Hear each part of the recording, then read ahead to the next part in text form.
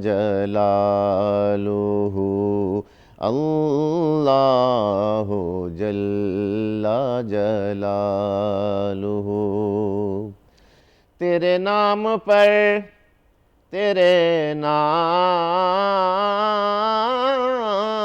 पर, तेरे नाम पर ए मेरे खुदा, मेरा दिल फिदा, मेरी जान फिदा, मेरी रूह की है यही ग़िज़ा, तेरा नाम लब पे रहे सदा, तेरा नाम लब पे रहे सदा। हो तेरी रज़ा मेरी आरज़ू, हो तेरी रज़ा मेरी आरज़ू, अल्लाहु जल्ला जलालुहु, अल्लाहु जल्ला जलालुहु। जो हिसाब रोज़े हिसाब हो, मेरे दाएं हाथ किताब हो, मेरे मौला अल्लाह, जो हिसाब रोज़े हिसाब हो, मेरे दाएं हाथ किताब हो, न सवाल हो न जवाब हो, मेरे लब पे नाते जनाब हो, मेरे लब पे नाते जनाब हो। मैं रहूं हुजूर के रूबरू, मैं रहूं हुजूर के रूबरू, अल्लाहु जल्ला जलालुहु। सुभान अल्लाह, सुभान अल्लाह। अलहाज मोहम्मद अफसर शेख साहब नात खां हमारे साथ मौजूद थे और बहुत ही खूबसूरत एक बार फिर प्रोग्राम का आगाज़ हुआ है। तो इसी के साथ अस्सलामु अलैकुम, शाम बखैर। दुनिया बोल है रमज़ान स्पेशल के साथ मैं हूँ सैयद फैसल करीम और मैं हूँ सोनिया सुंदस। प्रोग्राम का आगाज़ अच्छी बात के साथ। जी हाँ, हुजूर पुरनूर आक़ाए दो जहाँ हज़रत मोहम्मद मुस्तफ़ा सल्लल्लाहु अलैहि वसल्लम ने फरमाया कि बेशक रोज़ादार के लिए वक्त इफ्तार बिल यकीन एक दुआ है कि रद्द ना होगी। यानी रोज़ेदार जब अफ्तार के लिए हाथ उठाएंगे तो फिर दुआ का मकबूल होना लाजिम है। बस शर्त इतनी है कि यकीन कामिल होना चाहिए कि जब किसी भी दुआ के लिए हम हाथ उठाएंगे, अपने रब को पुकारेंगे तो हमारी सदा फ़ौरन ही सुन ली जाएगी। और रमज़ान तो रहमतों का और सादतों का महीना है। जितना कोशिश करें, दुआ करें, अपने रब को मनाइए। और इसी अच्छी बात के साथ नज़र डालते हैं बड़ी खबर पर। पाकिस्तान में आईसीसी इवेंट का 29 साल बाद कामयाब इनेकाद। कामयाब तरीन इवेंट पर दुनिया भर में पीसीबी को पजीराई। भारतीय बोर्ड रंग में भंग डालने की कोशिशों पर तनकीद की जद में। चैंपियंस ट्रॉफी के बाद अब पाकिस्तान के लिए इंटरनेशनल इवेंट्स के दरवाजे खुल गए। क्रेडिट मोहसिन नकवी को जाता है। कराची में सरकारी रेट कुछ, मार्केट रेट कुछ। इंतजामिया ने होलसेलर्स को साथ मिला लिया है। असिस्टेंट कमिश्नर ने ऑपरेशन करवाया, लेकिन गिरा फरोशों को फिर भी कोई कंट्रोल न कर पाया। मसला आखिर है क्या? शहर कायद के सबसे मुतहरक असिस्टेंट कमिश्नर हाजिम बंगवार आज दुनिया बोल है में हमारे मेहमान हैं। पाकिस्तानी दुनिया में अतियात देने वाली सरफहरिस्त कौमों में शामिल, लेकिन अतियात किस तरह दिए जाएं कि हकदार तक पहुंचने का मकसद पूरा हो जाए। अतियात के दुरुस्त तरीके पर आज के प्रोग्राम में होगी तफसीली गुफ्तगू। और रमज़ान के सेहत बख्श पकवान आज कौन सी मज़ेदार डिशेस बनने जा रही हैं किचन सेगमेंट में, बोल के जायके में बताएंगे आपको।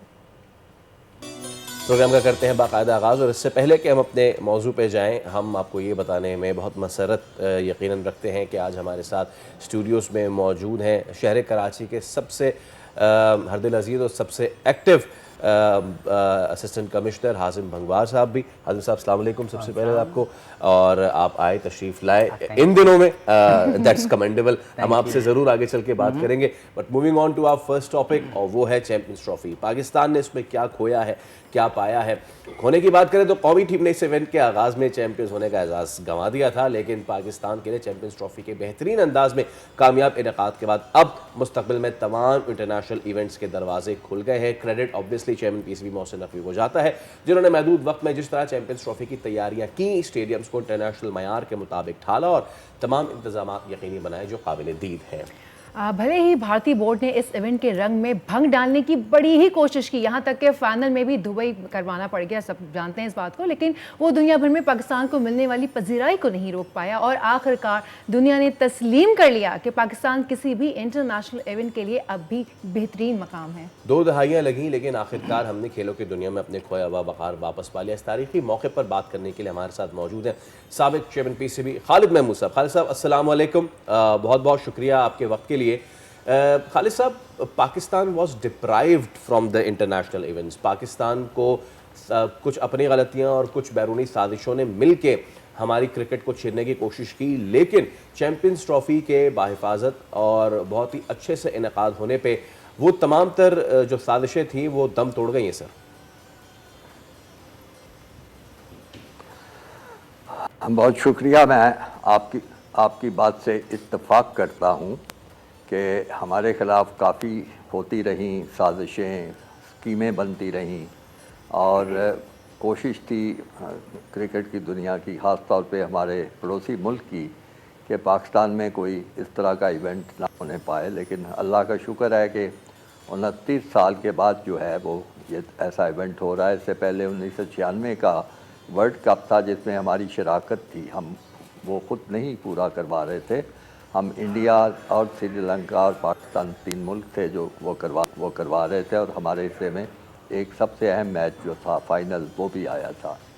तो 29 साल के बाद ये वाक़या पेश आया। इसमें हमारी भी शायद कुछ हो सकता है कमज़ोरी हो, और फिर लेकिन सबसे ज़्यादा ख़राबी हुई थी 2009 में जो श्रीलंका की टीम पे हमला हुआ था। उसकी वजह से पाकिस्तान की ये शोहरत बनी थी, बदनामी ये हुई थी कि ये मुल्क जो है वो महफूज नहीं है खेलों के लिए। अब इस तासर को ज़ाहिर करना था, उसके लिए बहुत काविशें हुई। मैं समझता हूँ कि पाकिस्तान क्रिकेट बोर्ड के वो लोग जिन्होंने इस सिलसिले में कोशिश की, सब की तारीफ़ करनी चाहिए। ख़ास तौर पे मेरा ख़्याल है नजम सेठी साहब का किरदार इसमें काफ़ी नुमायाँ रहा कि उन्होंने PSL कराई, जिसके कामयाब होने का कोई इम्कान नज़र नहीं आता था। वो PSL होने की वजह से गैर मुल्की खिलाड़ी आए, उन्होंने मुख्तलिफ टूर्नामेंट्स मैचेस में हिस्सा लिया, और वो हमारे सफ़ीर बन के, एम्बेसडर बन के वापस गए अपने मुल्कों में, और उन्होंने बताया कि नहीं, कोई ऐसी बात नहीं है, एक वाक़या हो गया था, अब मामलात बेहतर हैं। इसके नतीजे में फिर गैर मुल्की टीमें आना शुरू हुई एक एक करके, और अल्लाह का शुक्र है कि हमें ये एक बैनुल-अक़वामी जो है टूर्नामेंट मिला। आपके इस फ़िक्रे से मैं कोई थोड़ा सा माज़रत के साथ इख्तिलाफ़ करूँगा कि रंग में भंग डालने की हमारे पड़ोसी मुल्क ने कोशिश की, लेकिन मेरा ख़्याल है उन्होंने काफ़ी रंग में भंग डाल दिया हुआ है। इस तरह डाल दिया है कि देखें, अब फाइनल जो है बड़ी रौनक वाला होता है मामला, इसमें सारी दुनिया की तवज्जो होती है, बहुत ज़्यादा उसमें मुनाफा बख्श काम भी होता है, मार्केटिंग बड़ी अच्छी होती है, कवरेज बड़ी होती है हर तरफ अब वो ठीक है, पाकिस्तान मेज़बान है, लेकिन वो हम इससे कतई नज़र नहीं कर सकते कि वो दुबई में खेला जा रहा है। वो सारी जो होती है ना कि रोशनियाँ उन्होंने चुरा ली हैं इस फाइनल की वजह से, और इस हद तक मैं समझता हूँ कि हमारा पड़ोसी मुल्क जो है वो कामयाब रहा है वो हमसे लाइमलाइट छीनने में, लेकिन बहरहाल पाकिस्तान की मेज़बानी तो नहीं छीनी जा सकी। तो ये अल्लाह करे ये फ़ाइनल भी ठीक ठाक हो जाए। जहाँ तक इंतज़ामात का ताल्लुक है, पाकिस्तान को ख़ासा तजर्बा है इंतज़ामात करने का, कोई ऐसा मसला नहीं है। बाहर से जब टीमें आती हैं वहाँ भी काफ़ी इंतज़ामात करने पड़ते हैं और बड़े अच्छे इंतज़ाम होते हैं। खामियाँ हो जाती हैं वो तो बाहर के मुल्कों में भी जब ऐसे मामलात होते हैं कोई ना कोई कमी आप महसूस कर बिल्कुल सकते ठीक हैं। है हमारे खालिद मुल्क साहब, में भी कुछ ऐसी चीज़ें बिल्कुल। अच्छा खालिद साहब, एक चीज़ ये मैं आपसे ज़रूर कहना चाहूँगा कि हमने देखा कि किस तरीके से कैप्चर करने की कोशिश की गई है। यू कैन को कि 70-30 पाकिस्तान के फेवर में गई ये तमाम तर चैम्पियंस ट्रॉफी के इंतजाम। अच्छा, राजीव शुक्ला साहब आए और वो आके बैठे, उन्होंने लाहौर में गद्दाफी में बैठ के मैच देखा, महजूज हुए, चाय पी, वापस चले गए। भारतीय सहाफ़ी आए यहाँ पे और उन्हें तो ऐसा दर्जा दिया गया जैसे कि वो सुपरस्टार हैं, शाहरुख खान आ गए, विक्रांत गुप्ता नहीं आए थे। खालिद साहब, क्या बर्फ़ पिघलते देख रहे हैं आप तो दोनों ममालिक के दरमियान? क्योंकि you know it better than me कि क्रिकेट डिप्लोमेसी रूल करती है मोर देन द पॉलिटिक्स, और जब भी दोनों ममालिक के मामलात को ठीक करने की कोई पेशकदमी होती है तो क्रिकेट डिप्लोमेसी को सबसे पहले लाया जाता है। साफ़ियों का आना, इसके साथ साथ राजीव शुक्ला साहब का आना, डू यू थिंक कि कुछ बर्फ़ पिघली है या फिर ये सिर्फ एक आई वॉश है? मैं ये आप दुरुस्त कह रहे हैं कि खेलों का बड़ा अहम किरदार होता है दो मुल्कों में, दो लोगों में, दो कौमों में जो है तनाव की कैफियत को कम करने का, और बाकी दुनिया में ऐसी चीज़ देखने में आती है। लेकिन बड़ी बदकिस्मती की बात है कि इसमें ये जो तनाव है वो तो आपने जो बातें की हैं कि फ़ला आए और फिर सहाफ़ी आए और चले गए, सब कुछ ये सारी बातें दुरुस्त है, लेकिन आप क्या कर सकते हैं उस हुकूमत का और उस सियासी जमात का जो इस वक्त हमारे पड़ोसी मुल्क में है। उनकी सोच जो है वो है कि हम ही सब हैं और पाकिस्तान का कोई हक नहीं है, बल्कि उनके वज़ीर आज़म तो इस हद तक बढ़ गए हैं बात करने में कि वो उन्होंने जो अखलाकियात का जो दायरा है उससे भी बाहर निकल गए हैं। जब उन्होंने कहा हमारे मुल्क का नाम लेकर के उसका जिक्र मत करो, वो अपने बोझ से आपकी गिर पड़ेगा, इस किस्म की बात करना के बाद इस इंतज़ार में है कि किस वक्त ये मुल्क का कुछ ख़राबी हो और वो फिर उस पर शादियाने बजाए। तो वो हुकूमत वहाँ मौजूद है। जब तक वो हुकूमत मौजूद है, जब तक वो सियासी जमात का कब्ज़ा है इक़्तिदार पर, मैं नहीं समझता कि किसी तरह भी कोई बर्फ़ कहीं पिघलेगी। ठीक है, लोगों का आपस में मिलना जुलना हुआ है, ये भी ठीक है कि सहाफ़ी आए और उन्होंने अच्छा तासुर लेके गए। उनके क्रिकेट बोर्ड के एक आए रुकन सरबराह, उन्होंने भी अच्छा तासुर दिया, लेकिन वो क्या कर सकते हैं? उन्होंने यही कहा है कि जी जब तक हमें हुकूमत इजाज़त नहीं देगी तो हम नहीं कुछ कर सकते। तो वो बर्फ़ तो वैसे के वैसे ही जमी हुई है जब तक कि वहाँ पे बीजेपी की हुकूमत है और जब तक मौजूदा वज़ीर आज़म साहब जो है वो इक़्तिदार पर, कुर्सी इक़्तिदार पर विराजमान है। हाँ, अगर कोई ऐसा मामला हो जाए कि कौम की सोच बदले और तो फिर हो सकता है कि हम फिर खालिद साहब हम देख सकते हैं कि शायद फिर कुछ तब्दीली है। खालिद महमूद साहब, बहुत शुक्रिया वक्त का, thank you so much for your time. Nicola, program को आगे बढ़ाते हैं। हुकूमत की तरफ से महंगाई में कमी के दावों के बावजूद हर हफ्ते अशिया ज़रूरिया जो हैं वो उनकी कीमतों में मुसलसल इजाफा देखने को मिल रहा है। वफाकी इदारे शुमारियात के एदाद शुमार के मुताबिक गुज़िश्ता हफ्ते के दौरान 13 अशिया ज़रूरिया की कीमतों में इजाफा रिकॉर्ड हुआ है। अच्छा, ये जो तमाम तर अशिया महंगी हुई हैं उनमें चीनी, अंडे, आटा, चावल, केले, ये सारे फहरिस्त है, ये वो तमाम तर आइटम्स जो माह सयाम की बहुत ज़्यादा ज़रूरत होती है। अब प्रॉब्लम ये है कि ज़ख़ीरा अंदोज़ी है, मुनाफाखोरी है, इंतज़ामिया एक्शन तो लेती नज़र आती है, लेकिन कितना एक्शन लिया गया है अब तक, इसी हवाले से आज हमने गुफ्तगू के लिए मदू किया। असिस्टेंट कमिश्नर हाजिम मगवार साहब हमारे साथ। अस्सलाम वालेकुम। बिलेटेड रमज़ान मुबारक। Thank you so much. Hazim साहब, हम देख रहे हैं हुकूमती मशीनरी अपनी जो लिमिटेड के पास जो है तादाद, उसके साथ they try to raid the markets, to go over there. Price list सबसे अहम चीज़ होती है, बट हम कई मरतबा देखते हैं कि वो प्राइस लिस्ट आजकल रमज़ान में क्या आपके पास, आपने खुद ये देखा है या आपके पास शिकायत आई कि जो रेट लिस्ट हुकूमत की तरफ से दी गई है वो वेल थॉट होती है ऑब्वियसली, उस पर अमल दरामद हो रहा है, नहीं हो रहा है? नहीं हो रहा है। एंड फिर उसके बाद कार्रवाई? Okay, frankly I'll be very honest. Yes please. अब जितना सच, I'll be very honest. अब इस गवर्नमेंट में मुझे 4 से ज़्यादा साल हो गए हैं। जी। मैंने रमज़ान पहले भी देखे हैं, प्राइस चेकिंग मैंने खुद भी की थी जब मैं नॉर्थ आज़माबाद में था। इतनी इंटेंसिटी मैंने आज से पहले कभी नहीं देखी है। कमिश्नर साहब के जो अभी टेन्योर में रमज़ान जो आया है, सर सैयद नकवी के, हमारे सारे असिस्टेंट कमिश्नर फील्ड में हैं विद प्रूफ। हमारे सारे ग्रुप्स बने हुए हैं जहाँ तस्वीरें आ रही हैं, 5 से 6 नहीं 8 दफ़ा प्राइस चेकिंग यहाँ हो रही हैं। डीसीज फील्ड में आ गए, मुख्तियारकार फील्ड में है, एक को नोट किया जा रहा है। इस हद तक कि हमें जब लोग कम पड़ गए, हमने सेक्शन ऑफिसर्स मंगवाए हैं, ये सब मॉनिटर हो रहे हैं। एंड ऑफ द डे हम गिरफ्तारियाँ हो रही, सील हो रही हैं। द प्रॉब्लम इज़ ये एक ऑन गोइंग प्रोसेस है, ये रिजॉल्व आई डोंट थिंक कितना जल्दी हो सकता है। आप प्राइस चेकिंग करके चले जाते हैं विद व्हाट गारंटी कि वो दोबारा प्राइस हाई नहीं करेगा। यस, बंद कर दें, सब दुकानें बंद कर देते हैं, वो भी हल नहीं है। वो भी हल नहीं है। इनको तंग करें, वो भी हल नहीं है। अब जब प्राइसेस की बात करते हैं, हमारे पास एक अलग सी टीम बनी हुई जो कमिश्नर ऑफिस से जाती है, हर दुकान में प्राइस लिस्ट चेक कर रही है, कमिश्नर्स को भी वो काउंटर चेक कर रही है, प्राइस लिस्ट चेक रही है। प्राइस लिस्ट के हवाले से ऑनलाइन है, व्हाट्सएप पे है, कंप्लेंट पोर्टल है, 1299 कॉल करें, 6 लाइनें अवेलेबल हैं, कॉल की जाएँ।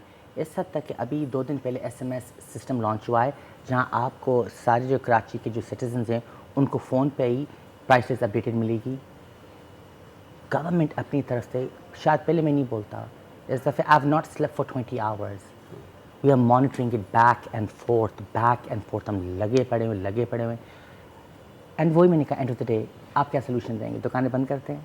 किसको, what do we do? One of the things जो कि हम दूसरे तीसरे रमज़ान को पोल्ट्री एसोसिएशन वालों को जी एंड उनका ये कि 400 जो है वो फार्म गेट रेट है, एंड देन उसके बाद सारी चीज़ें, उनका ये कहना है कि इसकी प्रिपरेशन रमज़ान से पहले की होनी चाहिए। फिर उन्होंने कुछ हो गई थी, हाँ, उन्होंने कुछ कहा कि जी सोया पे, उसके फीड पे मसले मसाइल थे, तो ये बात वो दूसरी बार उन्होंने क्या आके की। तो प्रॉब्लम ये है कि is there any lacking between the market and the office bearers? Not any more. ये वीकली हमारी मीटिंग्स होती हैं, review every Monday to Tuesday meetings होती हैं एवरी वीक, और रमज़ान की प्रिपरेशन 2 वीक पहले से हुई थी और हो रही है, हर चीज़ सेट हो जाती है, एवरीथिंग इज इन प्रोसेस। कि जैसे डिस्पर्स होती है ना पब्लिक में, वहाँ ये सिचुएशन थोड़ी अप एंड डाउन हो जाती है।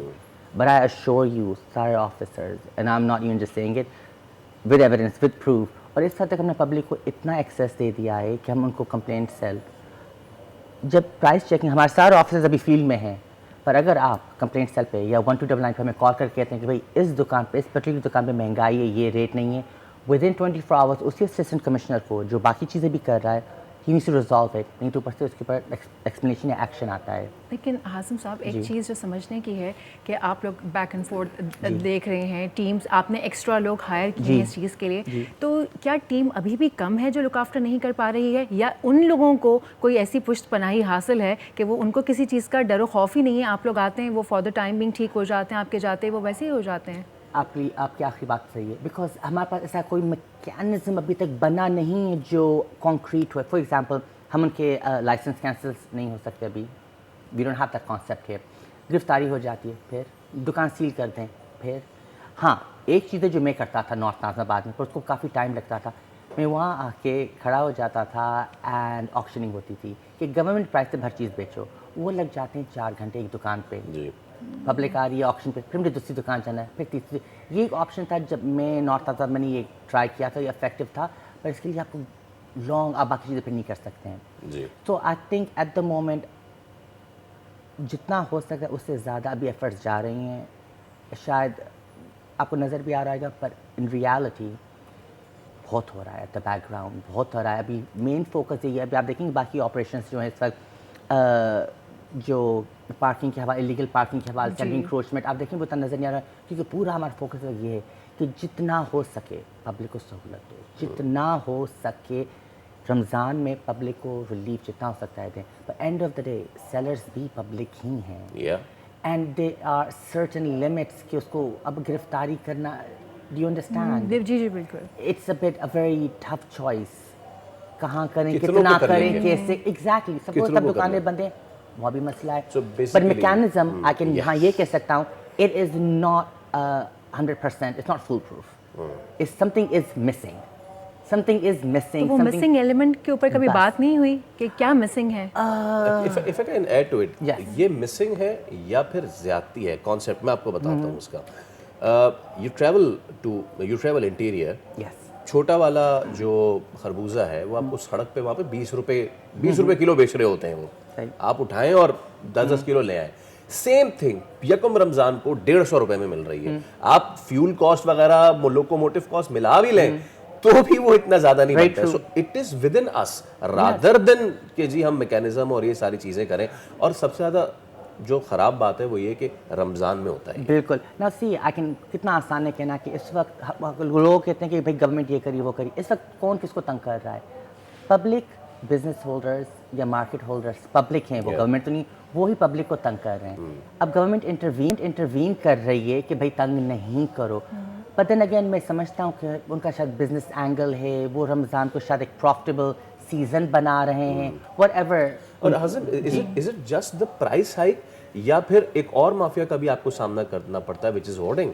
आप वो जखीरा अंदोजी इतनी करके रख लेते हैं, नहीं कर रहे हैं, सो चले दुकान वालों को तो हम सील नहीं कर सकते, लेकिन इन जखीरा अंदोजों जिसपे तो पकड़ है अल्लाह की सही वाली, इनको तो कुछ किया जा सकता है। एक्शंस काफ़ी हो रहे होते हैं, पर इस वक्त आपको जो हमारा अभी मेन प्राइम फोकस है, हम प्राइस चेकिंग बड़ा पुश कर रहे हैं, और ये सच में हम we are working really hard behind it. Hard extra क्यों कर रहे हैं? बिकॉज वही हमारे मैकेनिज्म मिसिंग है, हम उसको रेजोल्यूशन पे नहीं ला सकते। Something is a puzzle missing है एक, कि करने के बाद फिर भी ये हो रहा है, सॉल्व नहीं हो रहा है। सर अगर देखा जाए तो आपका खुद भी इंटरनेशनल एक्सपोजर माशाल्लाह काफ़ी रहा है। जब रमज़ान आता है तो ओवरऑल दुनिया में हर चीज़ सस्ती हो जाती है, आसानियाँ दी जाती हैं लोगों को, लेकिन यहाँ पाकिस्तान में उल्टा हिसाब हो जाता है। तो ऐसा क्यों है? आपको लगता नहीं है कि वो जो चीज़ मिसिंग है उसके ऊपर काम पहले से शुरू हो जाना चाहिए? क्योंकि ये कहानी तो हर साल आती है, हर साल रमज़ान आते हैं, हर साल ये होता है। आई थिंक ये सिर्फ मैं अपनी सोच है, I think people have become very हर चीज़ थोड़ा बिजनेस ओरिएंटेड हो गए हैं। रिलीजियस सीजन्स को या फेस्टिवल्स को उन्होंने काफ़ी बिजनेस ओरिएंटेड बना दिया है। फिर वो आप फूड के हिसाब से लें, कपड़ों के हिसाब से, जहाँ हमें चीज़ें फ्री में देनी चाहिए और रिलीजियस दीनी मज़हब की तरफ चलना चाहिए, यहाँ बिजनेस एलिमेंट कुछ ज़्यादा चल रहा है।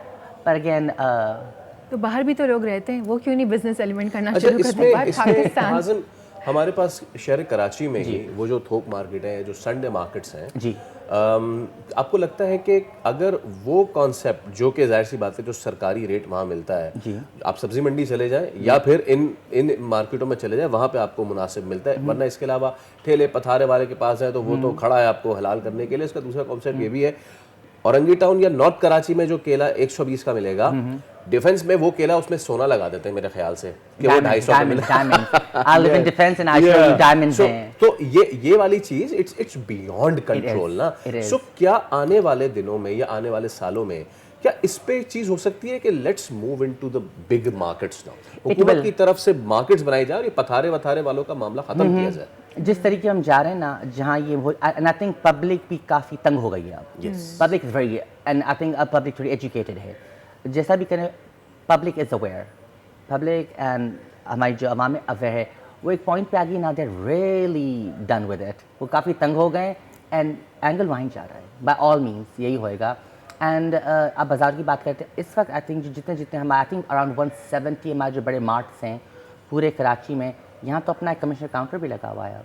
दिस अ कमिश्नर काउंटर जहाँ आपको कमिश्नर के हर अराउंड 170 मार्ट्स है हमारे, इम्तियाज़ है, मेट्रो है, वहाँ आपको कमिश्नर काउंटर मिलेंगे जहाँ कमिश्नर की रेट्स पे सब्ज़ी, फ्रूट्स, मीट, गोश्त, पोल्ट्री ये सब मिल रही हैं। इसको भी मॉनिटर किया जा रहा है डेली बेसिस के, हर चीज़ एक्यूरेट तो है। तो अब बाजार की बात कर रहे थे, ये एक्चुअली हमारे मार्च में around 170 if I am not wrong, ये लगे हुए हैं अभी बड़ी बड़ी दुकानों में। तो क्या अगले साल से ऐसे हो सकता है कि वो प्रॉपर्ली मार्केट, जैसे फैसल ने कहा, जो बहुत अच्छा इनिशिएटिव होगा, अगर ऐसे हो गया कि पथारे वथारों को भी वहीं पे जगह दे दें? अगर अगले साल होगा, I can not confirm that, पर एंगल वहीं जा रहा है। सो 2, 3, 4 ईयर्स, अब बिकॉज आई थिंक यहाँ हर चीज़ थोड़ा लेट रिएक्शन होता है, तो पर हाँ जा वही, आपकी बात सही है, गुड प्रेडिक्शन एक्चुअली। सो आने वाले दिनों में वी कैन एक्सपेक्ट के, और उसमें होर्डिंग्स वगैरह वाले तो मामला वो हो सकते हैं वो एक ही में excellent. Hazim Mubarak sahab, it was a pleasure hosting you once again and you are always kind enough to visit us. Thank you so much, आपका बहुत शुक्रिया। नाज़रीन, वक्फे पे जाने से पहले एक मरतबा फिर हम अलहाज साहब से दरख्वास्त करेंगे कि हमें 2 अशार हदिया करते जाइए। सल्लल्लाहु करम मांगता हूँ, अता मांगता हूँ, इलाही मैं तुझसे दुआ मांगता हूँ। अता कर तू शाने करीमी का सदका,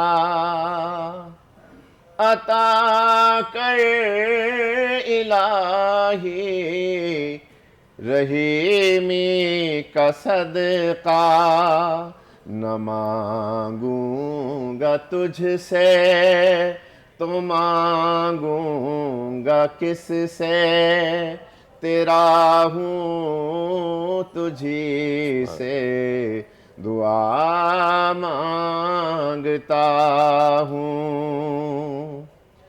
जो मुफलिस है उनको तू दौलत अता कर, जो बीमार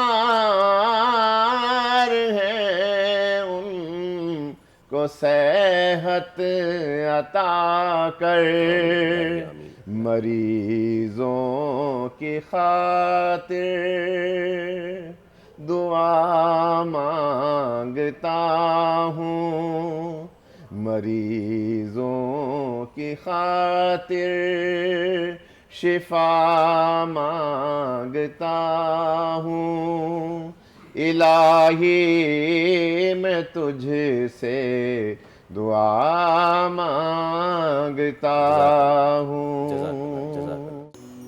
एक बार फिर आपको कहेंगे खुशामदीद। रमज़ान मुबारक के कई सिफाती नाम अहादीस और रिवायात में आए हैं, जैसे शहरुस्सब्र, शहरुस्सौम, शहरुल्लाह, शहरुल अज़ीम, शहरुल मुबारक। वहीं अल्लाह के रसूल सल्लल्लाहु अलैहि वसल्लम ने रमज़ान मुबारक को शहरुल मफासात यानी कि हमदर्दी, गमखारी और ईसार व क़ुरबानी का महीना भी फरमाया, और उसमें किसी रोज़ेदार को रोज़ा इफ्तार कराने पर उस रोज़ेदार के बराबर अजर की नवेद भी सुनाई है। आप सल्लल्लाहु अलैहि वसल्लम ने फरमाया कि रमज़ान हमदर्दी और गमख्वारी का महीना है। माह सियाम में अगर हर कोई दूसरे मुसलमान की मदद करना चाहे तो ज़रूर करे, मगर सवाल यह है कि किसी की मदद करने का सही तरीका क्या है? क्या वो सिर्फ माली ही मदद हो सकती है?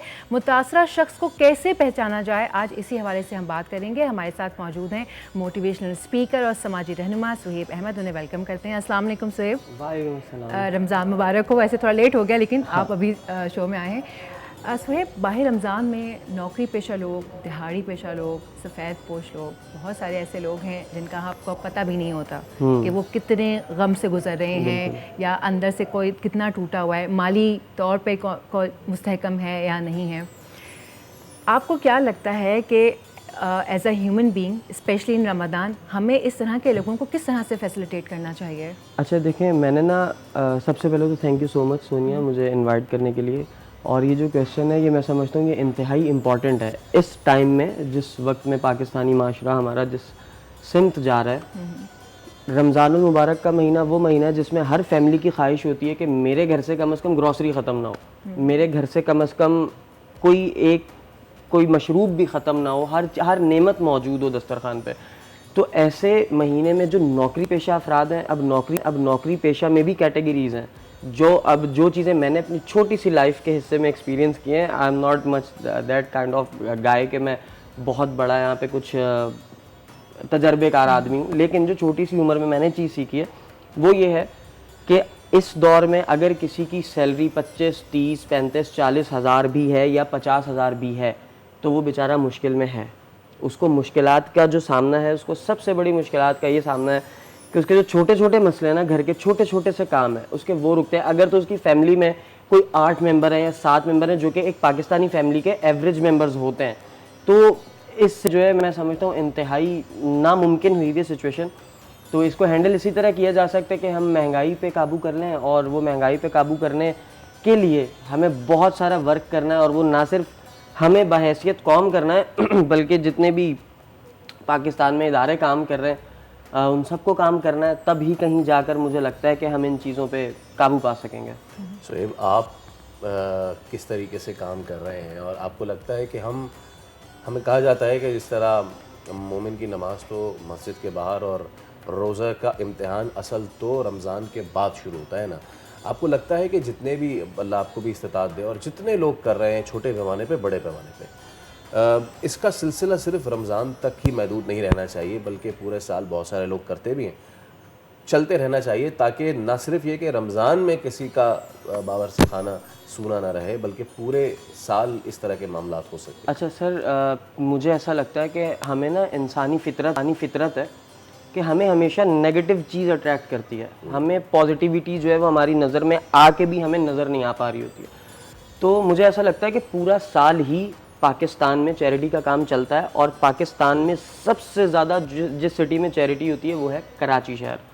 जितनी चैरिटी कराची में होती है, मैंने लाहौर और इस्लामाबाद को थोड़ा सा एक्सपीरियंस किया, लाहौर को ज़्यादा किया, मैंने ये चीज़ नहीं देखी है जो कराची में होती है। स्पेशली रमज़ान में क्यों होता है, रमज़ान में वही बात है कि जो पुराना, जो हम, मेरे बचपन का टाइम था, ये जो एक पुराना वक्त था हमारे बड़े बूढ़ों का, उन वक्तों में सर रौनकें अलग होती थी। रमज़ान के अंदर आप वो कसीदा बुर्दा शरीफ चल रहा है टीवी में, अम्मा को पता है कि मेरे पास पैसे इतने हैं कि मैं आज अफ्तारी बना लूँगी, अब्बा जी अगर घर एंटर कर रहे हैं शाम को काम से तो वो बिल्कुल एक हैप्पी मूड में आ रहे हैं, वो रोज़े की वजह से बाहर किसी से लड़के नहीं आ रहे, वो इरिटेट नहीं हुए, घर का एक खुशगवार माहौल होता है। अगर बहन बैठी हुई है तो वो भाई से लड़ नहीं रही है, भाई बैठा हुआ है तो वो किसी अपने दोस्त के आने पे उससे नहीं लड़ रहा है, अफ्तार पार्टीज हो रही हैं। मुझे अच्छी तरह याद है कि एक वक्त था हमारे पड़ोस में 3-3, 4-4 अफ्तार पार्टीज होती थी, हमारे घर में 3-3, 4-4 अफ्तार पार्टीज एक रमज़ानुल मुबारक में होती थी।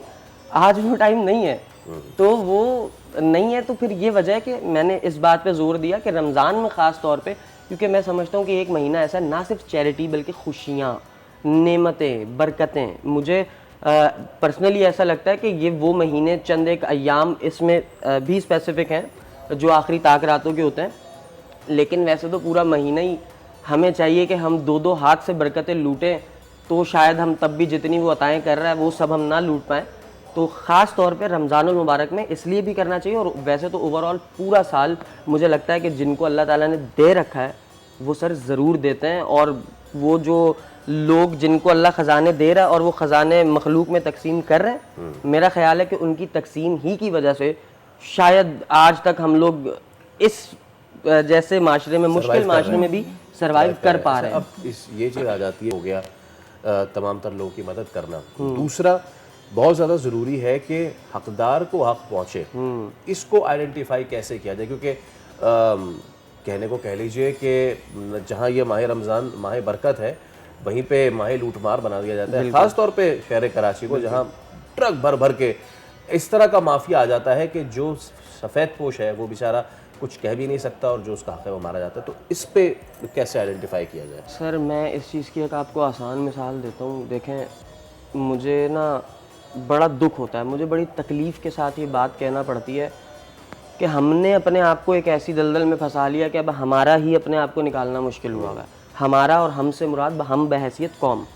मुझे लोग कहते हैं कि सुहेब तुम्हारा क्या इस बात पे नुक्ता नज़र है कि हमारा माशरा सुधार की तरफ कैसे आ सकता है? मैं कहा यार बहुत आसान है। वो कहते हैं जी हमारे वो सामने वाला कहता है जी हुक्मरान ऐसे हैं, हुक्मरान वैसे हैं। मैं कहा यार तुम कैसे हो, मैं कैसा हूँ, कभी ये भी सोचा है? मैं कहा जब सीधी सादी बात अल्लाह बता रहा है कि बंदे मैं तुझ पे वही हुक्मरान मुसल्लत करूंगा जिसका तू हकदार है। अब जो हम पे अल्लाह की तकसीम में तो कोई शक नहीं है ना, अल्लाह ताला ने जिसको जो दिया है वो वही डिजर्व करता है। तो जब अल्लाह ने ही ये तकसीम की हुई है, इट मीन्स कि हमें इस बात पे गौर करना है कि हम बहैसियत इंसान, बहैसियत शहरी, सुहेब अहमद बहैसियत बेटा, बहैसियत भाई, बहैसियत हाँ चलो मज़ीद रिश्ते नहीं बन सके, लेकिन बहैसियत जितने भी रिश्ते इस वक्त मैं जी रहा हूँ करंट टाइम में, मैं क्या रोल प्ले कर रहा हूँ अपनी लाइफ में। तो ये चीज़ें, अच्छा ये आपका जो सवाल था ना, ये मैंने इन बातों से इसलिए जोड़ा है क्योंकि मुझे ऐसा लगता है कि मेरे करैक्टर की वजह से ही मेरी ज़िंदगी में आने वाली हर मुश्किल या आसानी उससे रिलेट करती है। जो मैं ज़िंदगी में करता हूँ मेरे साथ वही होना है। अगर मैं पॉजिटिव करूँगा मेरे साथ पॉजिटिव होगा। अब अगर हमें लूटने वाले आ जाते हैं रमज़ान में और हम इस बात की तस्दीक नहीं कर पा रहे होते कि डिज़र्विंग कौन है, हकदार कौन है, किस तक पहुँचाएँ, उसके लिए हमें आखिरी हद तक की कोशिश ही करनी है। और मुझे लगता है हम यही कोशिश कर सकते हैं। सबसे पहले हमें अपने घर में नज़र दौड़ानी है। हमें इस बात में आर महसूस नहीं होनी चाहिए, हमें इस बात में शर्म महसूस नहीं होनी चाहिए कि मेरा भाई या मेरी बहन खुदा न खास्ता अगर उनके हालात डाउन हैं तो मैं उनको बड़ा शो ऑफ करके उनको दे दूं, या फिर मुझे आर महसूस हो रही हो कि यार मैं बाहर किसी को क्या बताऊंगा कि मैंने ज़कात इस साल अपने भाई को दे दी, मैंने अपनी बहन। नहीं करनी चाहिए। मैसेज तो आपके बहुत अच्छे हैं, बातें आपकी बहुत अच्छी हैं एंड आई एम श्योर कि हमारे जो देखने वाले हैं उन्होंने भी इसको समझा होगा कि कितनी छोटी सी उम्र का लड़का बैठ के इस तरह की बात कर रहा है, तो अब हम भी उस तरह से उनको अपनी ज़िंदगी में भी इम्प्लीमेंट करें। आपका कलाम जो है वो बहुत वायरल हो रहा है आजकल। तो वैसे तो ब्रेक का वक्त हो गया, जब ब्रेक से वापस आएंगे तो आपसे किचन में मुलाकात होगी, लेकिन जाते जाते हम समझते हैं थोड़ा सा वो चंद अशार अगर आप यहाँ पर भी हमें नज़र कर दें। ज़रूर, मैं पढ़ देता हूँ। अच्छा, मैं पहले सबसे पहले ये क्लियर कर दूँ कि वो कलाम मेरा नहीं है, वो नबील शौकत का कलाम है, उन्होंने पढ़ा है और मैंने तो सिर्फ कवर किया, तो वो लोगों ने मोहब्बत दिखा दी, तो all credits goes to Nabeel भाई। मैं पहले ये क्लियर कर। तू वहदहू ला शरीका लहू, तेरी शान जल्ला जलालहू, तू रहीम है, तू करीम है, रहमान है, तू रहीम है। आदम को तूने इस्म सिखाए, नूह से कश्ती को बनवाया, आग लगी गुलजार बनाया, अपने खलील को है बचाया। भेज के मिस्र में यूसुफ को शहनशाह मिस्र बनाया, यूनुस को पेट में मछली के आयत करीमा पढ़वाया। तेरे हुक्म से मूसा ने दरियाए नील पार किया, मुर्दों को जिंदा करने का ईसा को मौजज़ा है दिया। आखिर में मेरे आका को, आखिर में मेरे आका को महराज पे बुलाया, दीदार है कराया। महराज पे बुलाया, दीदार है कराया, महराज पे बुलाया, या रब्बे मुस्तफ़ा।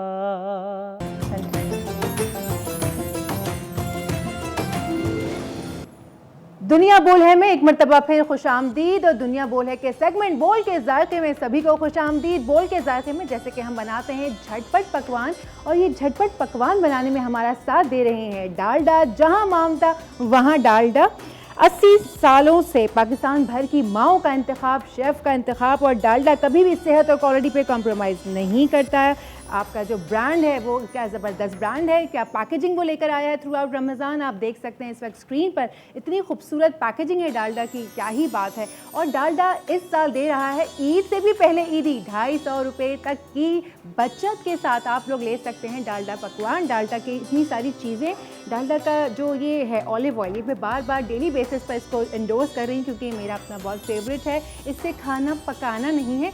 1 टीस्पून आप इसको ले सकते हैं डेली बेसिस पर। आप शहर में मतलब कि जब सहरी करने के लिए आप बैठें, जब आप एम्प्टी स्टमक होते हैं, इसका 1 टीस्पून आप ले लें, आपकी गट हेल्थ बहुत अच्छी हो जाएगी। अदरवाइज़ भी अलावा रमज़ान भी आप इसको ले सकते हैं।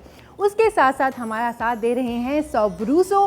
सोब्रूसो भी अपनी क्वालिटी पर, हेल्थ पर, चीज़ों पर कॉम्प्रोमाइज़ नहीं करता है। आप देख सकते हैं इसकी चिकन समोसा है, इसके साथ चिकन एंड चीज़ पराठा है, सीख कबाब्स हैं, चिकन टेंडर पॉप्स हैं, नगेट्स हैं इनके, और इतनी सारी वैरायटी है कि थ्रू आउट रमज़ान अगर आप इनका एक एक बैग भी बनाना शुरू करेंगे तो आई गेस 30 से प्लस ही इनके आइटम्स होंगे। I am quite sure about it. अच्छा, सोब्रूसो के साथ साथ सर्टेनली नॉट द लीस्ट गुलबहार, मतलब कि शरबत गुलबहार, मरबा गुलबहार, आप देख सकते हैं स्क्रीन पर अपनी। मरबा शरबत जो है ये गुलबहार इसका नाम है। फलों, फूलों, जड़ी बूटियों के अरकियात से तैयार करदा रिफाइंड शुगर इसके अंदर शामिल होती है। अगर आप चाहें तो शुगर ऐड करें, ना करें कोई मसला नहीं है। ये पूरा कंप्लीट एक ज़बरदस्त शरबत है। इसके साथ साथ मरहबा की तरफ से जो अनाउंसमेंट है जो हम डेली बेसिस पर कर रहे हैं वो मैं अभी भी करूंगी कि आप लोग अपने मज़ेदार खानों की रेसिपीज़ हमारे साथ शेयर कीजिए वीडियो की सूरत में। हमारे फेसबुक पेज यानी कि बोल के फेसबुक पेज पर आपने वो वीडियो शेयर करनी है खाना पकाते हुए। खाने की रेसिपी शॉर्ट और प्रिसाइज होनी चाहिए। मरहबा आपको देगा। अगर आप जीत गए वो रेसिपी, अगर आपकी हमें लगी कि सबसे ज़बरदस्त है, तो आप ये बाइक जीत सकते हैं जो इस वक्त मेरे पास है, स्क्रीन पर मौजूद है। उसके अलावा दूसरे नंबर जो रेसिपी हम सेलेक्ट करेंगे यानी कि रनर अप, उन्हें मिलेगी वो LED, वो भी आप देख सकते हैं स्क्रीन के ऊपर। ये भी हो सकता है कि एक ही घर पे ये दोनों चीज़ें चली जाएं, आपका LED और आपकी बाइक। जितनी जल्दी और जितने ज़्यादा रेसिपीज़ आप हमारे फेसबुक पेज पर अपलोड करेंगे, हमें सेंड करेंगे, उतना ज़्यादा जीतने के मौके आपको हासिल होंगे। और आज जो हम झटपट पकवान बनाने वाले हैं उसका नाम है spicy chicken alfredo pasta. Alfredo pasta की जो बेसिक रेसिपी है वो भी मैं आपको सिखाऊंगी। उसके बाद उसको हम स्पाइसी कर देंगे, मतलब कि आपके ऊपर होगा कि आप उसे स्पाइसी रखना चाहते हैं या नॉन स्पाइसी रखना चाहते हैं, it's totally up to you. इसके इंग्रेडिएंट्स जो हैं वो मैं आपको बताना शुरू करती हूँ। इसमें ये डलेंगे चिकन टिक्का चंक्स, ये आप खुद भी घर में बना सकते हैं। टिक्का मसाला, नमक, अदरक, लहसुन जो है मैरिनेट करके आप चिकन को फ्राई कर लीजिए, वो इसी सूरत में आपके सामने आ जाएंगे। चाहे तो आप चारकोल का दम भी लगा सकते हैं, तो वो प्रॉपर चिकन टिक्का की स्मेल वाला जो होता है ना, खुशबू जो चिकन टिक्के की होती है वो आ जाएगी। ये तैयार मेरे पास यहाँ रखे हुए हैं। इसमें चलेगी जनाब चेडर चीज़ और मोज़रेला चीज़ का जो एक रेगुलर जो इकानमी पैकेट होता है ना, वो ये मैंने दोनों रखा हुआ है। लेके इसको क्रश कर लीजिए हाथ से, चाहे तो कद्दूकश से, जिस तरीके से भी, क्योंकि ये सारा आपने उसके अंदर डालना है। इसमें चलेगा जनाब बटर, ये मैंने 100 ग्राम्स रखा हुआ है। आप इसमें से आधा भी ले सकते हैं, पूरा भी ले सकते हैं, लेकिन मैं इसमें से हाफ़ लूँगी। उसके अलावा जो इसका डलेगा इसमें मैदा, मैंने यहाँ 1 कप रखा हुआ है। अब वो मैं हस्बे ज़रूरत 2 to 3 टेबल स्पून यूज़ करूँगी। साथ में क्रीम का पूरा एक मैंने रखा हुआ है बोल, ये मैं पूरी क्रीम यूज़ करने वाली हूँ। साथ में है चिली गार्लिक सॉस, कुछ ऑलिव्स हम इसमें डालेंगे। उसके अलावा अगर मसालों की बात करेंगे तो इसमें डलेगा अजवाइन आधा टीस्पून, और हाफ़ टी स्पून डलेगी black pepper, half teaspoon डलेगी white pepper, half teaspoon डलेगी कुटी हुई लाल मिर्च। ये आपके ऊपर है, मैं तो स्पाइसी बना रही हूँ। अगर आप नहीं बनाना चाहते स्पाइसी तो चिली गार्लिक सॉस और कुटी लाल मिर्च को इसमें से सेपरेट कर दीजिएगा, तो जो रेगुलर चिकन अल्फ्रेडो पास्ता होता है ये वो बन जाएगा। उसके अलावा नमक हस्बे जायका आप डालेंगे। और ये अल्फ्रेडो पास्ता, इसको ज़रा फोकस करें ताकि मैं लोगों को बताऊँ। स्पैगेटी नूडल्स भी यूज़ करते हैं लोग। ये चिकन अल्फ्रेडो पास्ता जब बनता है तो ये पास्ता आप लोगों को लेना होता है। इसको बॉईल कर लीजिए, 1 चम्मच नमक डाल के बॉईल करके निकाल के रख लीजिए। और जो डालडा का ऑलिव ऑयल है, ये जो आपको थोड़ा सा शाइनी सा दिख रहा है, इसमें मैंने डालडा का ऑलिव ऑयल लगाया हुआ है, जो कि हेल्दी भी होता है और साथ में इस पास्ता को ये जुड़ने नहीं देता है। अगर ये तमाम चीज़ें आप रेडी करके रखेंगे तो आपका पास्ता झटपट तैयार हो जाएगा। So without wasting any time मेरे ख्याल से हम बनाना शुरू करते हैं। सबसे पहले जो ये चंक्स हैं इसको थोड़ा सा मैं ऑयल में इसको अलट पलट करूँगी ताकि थोड़ा सा क्रिस्प आ जाए इसके अंदर। तो इसको हम शुरू करते हैं, एक तरफ इसको भी हम शुरू करेंगे और उसके फ़ौरन बाद हम वाइट सॉस बनाना शुरू करेंगे। वाइट सॉस की रेसिपी जो मैं इधर आपको बता रही हूँ वो एक मेजर रेसिपी है, मेन रेसिपी है। उसके बाद आप उस सॉस में कुछ भी ऐड कर सकते हैं। ये साथ साथ मैं बातें आपको इसलिए भी समझा रही हूँ कि आपको पता होना चाहिए ये सब के जो मेन रेसिपी है। मैंने आपको बताया था कुकिंग के लिए नहीं है ये, इसको सिर्फ अलट पलट करना है मुझे चिकन को, इसलिए मैं इसका ऑलिव ऑयल यूज़ कर रही हूँ डालडा का। जहाँ मामता वहाँ डालडा। 80 सालों से ज़ायद हो चुके हैं तमाम माओं का इंतखाब डालडा, तमाम शेफ्स का इंतखाब डालडा। ये देखिए, ये मुझे ना सिर्फ अलट पलट करना है, तो ऑलिव ऑयल इतना आप यूज़ कर सकते हैं, पकाना नहीं होता इसके अंदर। ये देखिए आप, ये चिकन टिक्का चंक्स हैं। अगर आप घर में बनाना चाहते हैं तो थोड़े से इस तरह से आधा किलो के करीब चिकन ले लें, बोनलेस चिकन, उसको छोटा छोटा पीस करके, और साथ में उसमें चिकन टिक्का मसाला लगा दें, लहसुन अदरक लगा दें, थोड़ा सा नमक, अगर चाहें नींबू का रस लगाना, वरना तो इट्स ऑप्शनल कि आप like totally it's up to you, आप चाहते हैं तो लगाएं, नहीं चाहते नहीं लगाएं। उसके बाद जब वो पक जाए ऐसे, उस पर आप कोयले का दम दे दीजिए, थोड़ा सा धुआं दे दीजिए, वो हो जाएगा। अब ये देखिए, ये बस मुझे ये इसकी ये शक्ल निकालनी थी क्योंकि ये पका हुआ है, तो इसको ज़रा सा जब ऑयल लग जाता है ना तो थोड़ा सा टेस्ट भी इन्हांस हो जाता है और शक्ल भी इसकी अच्छी निकल आती है। ये देखिए, ये हो गया तैयार आपका। अगर आप पहले से तैयार करके रखे हुए होंगे तो वो आपके अपने लिए बहुत आसान है। अच्छा जनाब, अब हम आते हैं वाइट सॉस की तरफ। हम वाइट सॉस जो मेन सॉस है वाइट, ये आप अलहदा से भी किसी भी रेसिपी में इस्तेमाल कर सकते हैं। ये देखिए, बस ये इतना चूल्हा आपने करना है ऑन। अभी इसमें कुछ नहीं जाएगा, अभी थोड़ा सा इसको हम ड्राई होने देंगे और साथ साथ इसके अंदर हम ऐड करते चले जाएंगे चीज़ें। अच्छा जनाब, ये देखिए थोड़ा सा पानी है इसके अंदर, मैं इसको निकाल दूँ। इस बात का ख्याल रखा कीजिए कि जब आप तेल बटर कुछ भी डाल रहे हों तो ये ड्राई होना चाहिए, खुश्क हो जाना चाहिए, वरना वो छींटे जो है ना उड़ना शुरू हो जाते हैं, तो इस चीज़ का बहुत ख्याल रखिएगा। अच्छा जनाब, ये हो गया है ड्राई। इसमें सबसे पहले डलेगा ये मैदा मैं डालूँगी और फिर डालूँगी इसमें मैं बटर।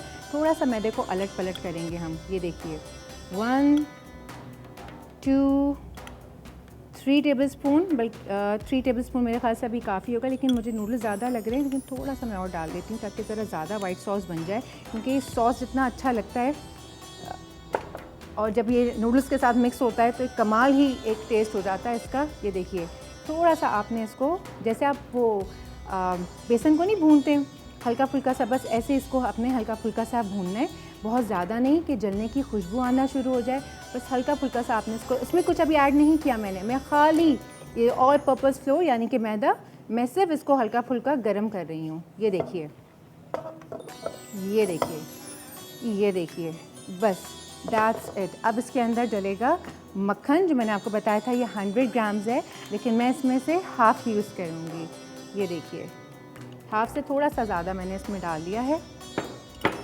और ये जितने भी मसाले आप देख रहे हैं सब इसी में जाएंगे, क्योंकि चिकन तो हमारा तैयार है, चिकन को हमें कुछ करना ही नहीं है।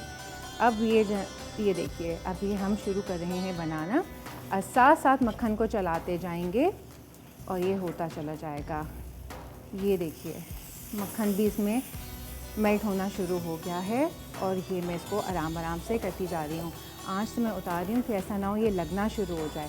ये देखिए आपने साथ साथ चलाते जाना है, प्लीज़ मेक श्योर करना है कि इसको चलाते रहें, वरना ये जो मैदा है ये लगना शुरू हो जाता है। अच्छा ये देखिए, ये इस तरह हो गया। अब मैंने इसको साइड में इसलिए उतार दिया कि मुझे लगेगा कि ये खुदा न खासा लगना ना शुरू हो जाए। ये ऐसे हो गया। अब इसके अंदर जाएगा दूध। दूध जो है वो इस वक्त 2 कप्स है। ये देखिए, ये मेन रेसिपी है वाइट सॉस की जो मैं बना रही हूँ, ये बात याद रखिएगा आप। ये देखिए इसमें ये गया दूध, मैंने अभी 1 कप दूध डाला है और मैंने 1 कप रोक लिया है। अब मैं इसको वापस रख रही हूँ और ये आहिस्ता आहिस्ता हम चलाते जाएंगे और ये गाढ़ा होता जाएगा, ये पतला नहीं रहेगा, ये इसके अंदर शामिल होता चला जाएगा और ये आहिस्ता आहिस्ता हम इसको मिक्स करेंगे। अगर आपके पास घर में एग बीटर हो तो वो बहुत अच्छा हो जाएगा, मेरे पास इस वक्त है नहीं, तो मैं इसको हाथ से, ये देखिए आप, ये इसमें शामिल होना शुरू हो गया है। ये देखिए, ये देखिए, ये कितना गाढ़ा होना शुरू हो गया। अब इसके अंदर मैं बाकी का दूध भी डाल रही हूँ। ये देखिए, ये आहिस्ता आहिस्ता, ये बिल्कुल वाइट सॉस जो आप देखते हैं बाज़ार में, ये देखिए उसकी लुक आती जा रही है। हाँ, मैं आपको बता रही थी उस वक्त कि अगर आपके पास एग बीटर हो ना तो वो बहुत अच्छा है। एग बीटर से ये सारा कुछ मिक्स हो जाता है। इस वक्त मेरे पास ना बीटर है ना मेरे पास विस्कस है, वरना तो मैं ये विस्कर के साथ इसको बड़े आराम से बीट करके आपको दिखा सकती थी। वरना ये जो एग बीटर होता है ना, सिंगल वाला आप लें या डबल लें, ये 2 मिनट भी नहीं लगाता बनने में। अगर आपके घर में अचानक से गेस्ट आ गए, इफ्तार में अगर 15 मिनट भी बाकी हैं, आप वाइट सॉस को बआसानी तैयार कर सकते हैं। इसमें कोई ऐसी बड़ी बात नहीं होती है। ये देखिए, ये देखिए, मेरे पास, हमारे पास क्या विस्कर है कि मैं इसको बीट कर सकूं? है टीम मौजूद है क्या? नहीं, मेरे ख्याल से हमारे पास मौजूद नहीं है। ये देखिए, ये देखिए, जो अगर आपके पास विस्कस होगा ना या आपके पास एक बीटर होगा तो ये कोई जो छोटी छोटी सी भी आप गुठलियाँ देख रहे हैं ना, ये नहीं होगा, क्योंकि हमारे पास टाइम कम होता है। इसलिए इस कम टाइम में मैं जितना इसको बीट कर सकी या मैं जितना चला सकी, इसकी गुठलियाँ निकाल सकी, मैं निकालने की पूरी कोशिश करूँगी। अदरवाइज़ अगर बीटर हो तो इसमें वो है ही नहीं, टाइम का कोई मसला ही नहीं है, विदिन 2 मिनट्स ही तैयार हो जाता है। अच्छा जी, ये देखिए, ये इसकी कंसिस्टेंसी इतनी होनी चाहिए, but unfortunately we don't have beater या विस्कर, वरना तो ये मैं सारा कुछ कर लेती। अच्छा जनाब, ये देखिए, अब इसके अंदर बाकी की चीज़ें शामिल होना शुरू हो जाएंगी। ये देखिए, इसमें जाएगा थोड़ा सा नमक, बस ज़्यादा नमक इसलिए नहीं डालना क्योंकि हम इसमें चीज़ ऐड करेंगे, चीज़ के अंदर भी काफ़ी नमक होता है, तो बस थोड़ा सा इसमें डालेंगे हम नमक। ये आधा टीस्पून काली मिर्च, आधा टीस्पून वाइट मिर्च, मैं स्पाइसी बना रही हूँ, मैं इसमें कुटी लाल मिर्च भी ऐड कर रही हूँ, ठीक है। और ये जो अजवाइन और मिक्स हर्ब्स हैं, मिक्स हर्ब्स जो हैं वो हर जगह मिल जाते हैं, एक ही पैकेट में, एक ही डब्बे में सारे वो जो हर्ब्स होते हैं ना वो सब अवेलेबल होते हैं, तो आपको अलग अलग से डालने नहीं पड़ते। और ऑरिगेनो तो हर जगह मिल ही जाता है, तो उसमें कोई इतने ऐसी कोई चीज़ नहीं है। घर में अगर नहीं भी है तो बाहर से मंगवा लें, और बाहर अगर ऑरिगेनो पाउडर नहीं मिल रहा तो देखिए मेरे पास भी नहीं था, मैंने ये अजवाइन होती है ऑरिगेनो, उसको मैंने कूट लिया और मैंने इसको इस्तेमाल कर लिया। अब मैं इसमें डाल रही हूँ थोड़ी सी जी। अब इसके अंदर मैंने डाल दिए थोड़े से मिक्स हर्ब्स और ये मेरे सारे मसाले पड़ चुके हैं इसके अंदर। आप देख रहे, अभी देखिए ये आहिस्ता आहिस्ता स्मूथ होना शुरू हो गया है। ये मेन वाइट सॉस की रेसिपी है, सिर्फ इसमें चिली गार्लिक सॉस और चिली फ्लेक्स कुटी मिर्च हमने नहीं अगर नहीं डालें आप, तो जो रेगुलर वाइट सॉस होता है आप चिकन स्टेक के ऊपर भी डाल सकते हैं, सैंडविच के अंदर भी ऐड कर सकते हैं। ये देखिए, अगर मैं इसको अभी चूल्हे पे रख दूँगी ना, ये और हैवी होना शुरू हो जाएगा, और इंटेंस और थिक हो जाएगा, तो मैं इसको चूल्हे पे नहीं रख रही हूँ। ये इतना काफ़ी है, अभी मैं इसको यहीं रखूँगी। अच्छा जी, चाट जो है वो हमारा रेडी है, स्क्रीन के ऊपर देख सकते हैं आप, सारे इंग्रेडिएंट्स आप पढ़ सकते हैं। जब तक मैं इसके अंदर चेडर चीज़ और मोज़रेला चीज़ जो है वो ऐड कर रही हूँ। ये आप देखिए, चिकन अल्फ्रेडो पास्ता। सब पीसीआर वालों, मुझे आवाज़ आ रही है, खुला हुआ है मेरा ईयर पीस। हाँ, बंद ना करें आप, मुझे सारी आवाज़ें आ रही हैं। मैं अभी इसमें से जो है ये चीज़ बचा के रखूँगी गार्निशिंग के लिए, ऑलिव्स और अच्छा क्रीम जो है इसमें डालेंगे। ये देखें, ये देखिए, अब मैं इसको हल्का सा चूल्हे पे रखती हूँ ताकि ये जो चीज़ है ना वो मिक्स हो जाए, मेल्ट होगी और मिक्स हो जाएगी। थोड़ा सा अगर आपको थिक भी लगे तो कोई ऐसी बात नहीं, आप पानी या दूध ऐड कर सकते हैं इसके अंदर। ये देखिए, ये चीज़ इसके अंदर शामिल कर दी है। अब आराम से आप एक अगर बीटर इसमें लगा लिया जाए तो ये इतने मज़े का बन जाएगा। ये देखिए, ये आपका सॉस, वाइट सॉस जो है वो आपका तैयार हो चुका है। क्रीम थोड़ी सी इसमें ऐड करेंगे हम, क्रीम ऑप्शनल है, अगर आप नहीं ऐड करना चाहें तो ना भी करें, कोई ऐसी बात नहीं है। मैं इसमें ज़्यादा क्रीम ऐड करना चाहती हूँ क्योंकि इससे ज़रा जायका अच्छा आ जाता है। ये समझें पूरा जो बोल है ना, इसको मैंने हाफ़ किया, ये हाफ़ बोल मैंने इसका क्रीम का इसके अंदर ऐड कर दिया है। थोड़ा क्रीमी टेक्सचर, जब हम बना ही रहे हैं भाई तो फिर अच्छी तरीके से बनाइए अल्फ्रेडो पास्ता, फिर क्यों रुक के और हाथ रोक के बनाया जाए। ये देखिए क्या सॉस बनी है और क्या खुशबू आ रही है इसमें अजवाइन की, ओहो हो ज़बरदस्त। ये देखिए, अब ये हो गया है तैयार हमारा सॉस और हमने कर दिया चूल्हा बंद। अब हम इसकी लेयरिंग करेंगे, अब इसकी लेयर्स बनानी। अच्छा देखिए, एक चीज़, मेरे पास ना ये वाला प्याला है, ये स्क्वायर है, अगर आपके पास कोई रेक्टेंगुलर हो ना प्लीज़ उसमें इसको बनाइएगा, क्योंकि मेरे पास अवेलेबिलिटी नहीं थी, मेरे पास ये अवेलेबल था तो मैं इसमें बना रही हूँ। जो फैला हुआ डिश जितना आप उसको लेके बनाएंगे उतना ज़्यादा खूबसूरत बनेगा। अच्छा जी, इसके अंदर मैं थोड़ा सा लगाऊंगी ऑलिव ऑयल। मैंने पहले ही कहा ये मेरा फेवरेट ऑलिव ऑयल है, मैं इसके सबसे ज़्यादा इंडोर्स करती हूँ। ये आपने जैसे अभी मैंने हल्का फुल्का सा सौते किया, हल्का फुल्का सा हम डिश के बेस में लगाएंगे। अगर आप चाहें तो आप थोड़ी देर के लिए इसको रख सकते हैं माइक्रोवेव में या फिर ओवन में 2 से 3 मिनट के लिए अगर आप चाहते हैं। अगर आपने इसकी टॉप पे जो है ना वो चीज़ की लेयर लगाई है, मैं इतनी ज़्यादा इसके अंदर चीज़ की लेयर नहीं लगा रही हूँ, मैं सिर्फ हल्का फुल्का सा इसको टॉप पे रखूँगी। ये देखिए, ये आ गया। अब ये देखिए, इसके अंदर जाएगा ये अल्फ्रेडो पास्ता सबसे नीचे। अच्छा, हालांकि देखिए मैंने इसके ऊपर ऑयल लगाया हुआ है, फिर भी ये आपस में चिपक रहा है, तो ऑयल लगाने का मकसद ही यही होता है कि ये आपस में चिपके नहीं। ये देखिए, ये आप देख सकते हैं, ये देखिए, इसमें मैं डाल रही हूँ ये पास्ता। अच्छा, ज़रूरी नहीं अभी मेरे पास जितना सॉस है मैं उसी लिहाज से इसमें ऐड करूँगी। ये देखिए, ये हो गया। ये मैं उधर ले आती हूँ मेरे ख़्याल से उस तरफ से, ताकि इजीली आपको नज़र आ सके। मैं यहाँ से साफ़ भी करती जाती हूँ। अच्छा, ये चीज़ और ऑलिव्स मुझे रिक्वायर्ड होंगे, थोड़ा सा अजवाइन मुझे रिक्वायर्ड होगा। क्रीम हम डाल चुके हैं तो हम क्रीम को भी साइड में कर देते हैं। अच्छा, ये हम थोड़ा सा रख लेते हैं। ये जनाब, ये आ गया। ये देखिए, अब आप ज़रा कैमरामैन वाले भैया आप इसको ज़रा क्लोज कर लीजिए ताकि लोगों को नज़र आए कि हम क्या कर रहे हैं। ये जी, चलिए, ये हमने लिया। ये देखिए, अब इसमें डलेगा वाइट सॉस। ये एक लेयर जाएगी वाइट सॉस की। ये देखिए मैंने इसको ठंडा किया है ना, ये थिक होना शुरू हो गया है। तो बस आप कोशिश कीजिएगा कि गरम गरम इसके ऊपर डालना शुरू करें। कंसिस्टेंसी जो है इसकी वही रहनी चाहिए जो मैंने आपको दिखाई थी। ये देखिए, ये आपने वाइट सॉस डाल दिया इसके ऊपर, थोड़ा सा और डाल देते हैं ताकि ये अंदर तक चला जाए। ये वाइट सॉस की लेयर लग गई है इसके ऊपर। अब इसके ऊपर हम लगाएंगे, एक मुझे इसके ऊपर रख लेती हूँ मैं ताकि ख़राब ना हो। अच्छा जी, अब इसके ऊपर देखें अजवाइन है, ये थोड़ी सी अजवाइन ऐसे जाएगी ताकि ये एक खुशबू जो है उसमें बरकरार रहे। और इसके ऊपर जाएगा चिली गार्लिक सॉस, क्योंकि मैंने आपको बताया मैं स्पाइसी वाला बना रही हूँ। अगर आपको नहीं बनाना है स्पाइसी, आप इसके ऊपर चिली गार्लिक सॉस नहीं लगाइएगा। मैं इसके ऊपर, मैं स्पाइसी मेरी रेसिपी है तो मैं इसमें ही डाल रही हूँ। यहाँ तक कि चिकन में भी अगर आप चिकन टिक्का चंक्स या चिकन टिक्का नहीं बनाना चाहते, सिर्फ सफ़ेद मिर्च, काली मिर्च, नमक, अदरक लहसुन के साथ आप उसको बना के रख सकते हैं। ये देखिए हल्की सी चिली गार्लिक सॉस की लेयर लग गई है। अब इसके अंदर जाएगी चिकन। ये देखिए ये हाफ़ चिकन मैं इसमें डालूँगी। ये देखिए ये हाफ़ चिकन जा रही है इसके अंदर, क्योंकि मुझे लेयर लगानी है। जितना अच्छा एजेस तक कोशिश कीजिएगा ऐसे, ताकि वो ना नज़र आते हैं तो बड़ा मज़ेदार लगता है। पीछे से वो दिखाई देता है जब आप डिश रखी हुई होती है और डिश आउट कर रहे होते हैं।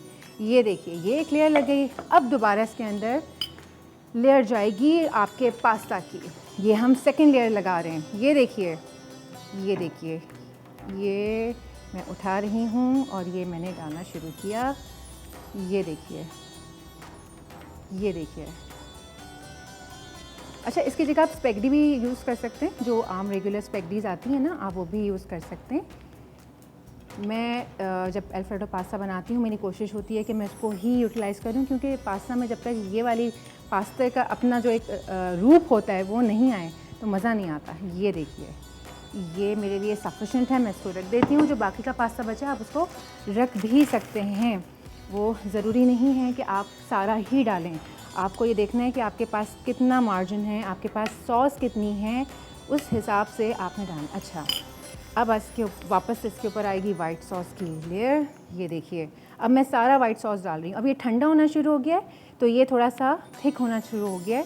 आप कोशिश कीजिएगा कि गरम गरम इसके ऊपर इसको सर्व करें और स्लाइटली ये वो होना चाहिए, इतना थिक नहीं हो। थोड़ा सा इससे अगर नीचे की तरफ रखेंगे तो ये ज़्यादा अच्छा हो जाएगा। ये देखिए ये मैंने इसको इसके अंदर पूरा डाल दिया है। ये देखिए मैं इसीलिए आपसे कह रही थी कि जो रेक्टेंगुलर डिश होती है ना बड़ी, उसमें ये चीज़ नीचे जाती है और फैली भी होती है, वो देखने में भी इतना खूबसूरत मालूम हो रहा होता है। ये देखिए ये हो गया है। और अब इसके ऊपर वापस से मैं थोड़ी सी अजवाइन छिड़कूँगी, हल्का सा अजवाइन, थोड़ा सा इसके ऊपर मैं चिली गार्लिक कुटी मिर्च भी छिड़क देती हूँ, ताकि ज़रा और अच्छे से मज़े का ज़रा चिली वाला जो फ्लेवर है वो आ जाए। अब इसके ऊपर मैं डालती हूँ ये कोने कोने में चिली गार्लिक सॉस। आप चाहें डालें, आप चाहें नहीं डालें, इट्स अप टू यू। ज़रा मुझे इफ्तार में ऐसे इस तरह के खाने पसंद हैं, सादे सादे नहीं पसंद, तो मैं अपने लिहाज से बना रही हूँ। ये देखिए ये मैंने इसको कवर कर दिया है। चाहे तो ऊपर तक लगाएं, चाहे तो ऊपर तक ना लगाएं, कोई ऐसी बात नहीं है। अच्छा, अब जो रिमेनिंग चिकन टिक्का चंक्स हैं ये देखिए ये मैं इसके ऊपर डाल रही हूँ। ये रिमेनिंग जो बचे हुए हैं ये देखिए ये आपने इसके ऊपर डाल दिए हैं। ये अगर बड़ी डिश में आप बनाएं, ट्रस्ट मी, इतना खूबसूरत लगता है। और फिर आप चाहें जब तक इफ्तार नहीं होती आप उसको उठा के माइक्रोवेव में रख दीजिए, थोड़ा सा गर्म कर लीजिए या ओवन में थोड़ा सा कर लीजिए, ताकि ऊपर नीचे जो वो है चीज़ है वो थोड़ी और इसके साथ मिक्स हो जाती है। अब ये देखिए जो मैंने थोड़ी सी चीज़ यहाँ बचा ली थी ना डेकोरेशन पर्पस के लिए, उसको मैं ये डाल रही हूँ इसके ऊपर। आप चाहें तो पूरा और चीज़ का पैकेट या चीज़ स्लाइसेस होते हैं, हर जगह दस्तियाब होते हैं। आप चिकन बार बार मेरे मुंह से चिकन ही निकल रहा है, चिकन टिक्का चंक्स की वजह से। चीज़ स्लाइसेस आप लेके उनको भी ऐसे पूरा प्रॉपरली कवर कर सकते हैं। ये देखिए आप चाहें तो सोब्रूसो के टेंडर पॉप्स या क्रिस्पी स्ट्रिप्स जो हैं वो भी यूटिलाइज़ कर सकते हैं, क्योंकि सोब्रूसो अपनी क्वालिटी पे कॉम्प्रोमाइज़ नहीं करता। वो उसकी जो चिकन है वो भी क्या गज़ब की चिकन है, आप वो भी यूटिलाइज़ कर सकते हैं। ये देखिए थोड़ा सा अजवाइन इसमें मैंने डाल दिया है। अच्छा, अब ऊपर से ऑलिव्स का काम है। ये देखिए ये ऑलिव्स। अच्छा, ज़रा मुझे बता दिया जाए कि हमारे पास कितना और टाइम मौजूद है। हमारे पास कितना टाइम है लास्ट? ओके, हमारे पास है अभी टाइम। गुड हो गया। ये देखिए ठीक हो गया। ये देखिए मेरी ये डिश ऑलमोस्ट डन हो गई है। अगर आप चाहें, जैसे कि मैंने पहले भी कहा, आप इसको माइक्रोवेव कर सकते हैं 2 मिनट या ओवन में रख सकते हैं 2 मिनट के लिए। तो ये जो ऊपर की चीज़ है ये भी मेल्ट होके नीचे आ जाती है, सारे जो जायके हैं वो आपस में मिक्स हो जाते हैं और वो बहुत खूबसूरत नज़र आता है शक्ल से। और ट्रस्ट मी, ये जितना दिखने में अच्छा है खाने में भी उतना ही मज़ा देता है। बच्चे बड़े सबका फेवरेट होता है चिकन अल्फ्रेडो पास्ता। आप इसको बासानी, जब आप बाहर इसको ऑर्डर करते हैं तो छोटी सी डिश जो है ना वो बहुत ज़्यादा कॉस्टली आती है। तो अगर आप इसे घर पे बना लें बासानी तो ज़्यादा लोग खा लेते हैं और कॉस्ट इफ़ेक्टिव भी हो जाता है। ये देखिए, तो हम थोड़ा सा इसको नीट भी कर देते हैं किचन को, ताकि अब इसको ज़रा आप फोकस करके दिखाइए। ये देखिए आप ये देखिए आप, ये हो गया है तैयार हमारा स्पाइसी चिकन अल्फ्रेडो पास्ता। उम्मीद करती हूँ आपको बहुत अच्छा लगा होगा। इसी तरीके की आप मज़े की रेसिपीज़ हमारे बोल के फेसबुक पेज पर भेजिए और मौका पाइए। मरहबा की बाइक और मरहबा की LED आपके घर आ सकती है। और भाई टाइम तो हो गया ख़त्म, मुझे दीजिए इजाज़त किचन सेगमेंट से, लेकिन अब मुलाकात होगी हमारे अपने सेगमेंट, क्योंकि और बहुत से सेगमेंट्स बाकी हैं आपके लिए। Let's take a short commercial break.